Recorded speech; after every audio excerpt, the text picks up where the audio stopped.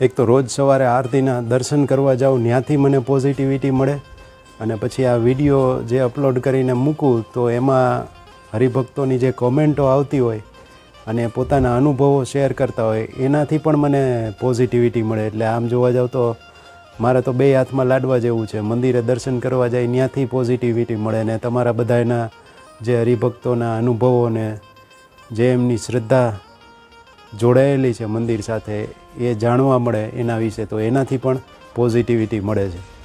ભગવાન કૃષ્ણએ ગીતામાં ક્યાંક કીધેલું છે કે મારું કામ લોકોની શ્રદ્ધા બળવાન કરવાનું છે. એટલે આમ તો જો કે પ્રભુની ઈચ્છાથી જ આ બધું થતું હોય, પણ એમાં આપણે ક્યાંક નિમિત્ત બની જતા હોય ને તો આપણે કામમાં આવી ગયા એમ માની લેવાય. બધું હરિની ઈચ્છાથી જ થતું હોય, એને કરવું એટલે એ ગમે એમ થઈ જાય. તમે નહીં તો કોઈ બીજો કામમાં આવી જાય, પણ આપણે કામમાં આવી જાય એ આપણા સદનસીબને આપણા ઉપરની પ્રભુની કૃપા કહી શકાય.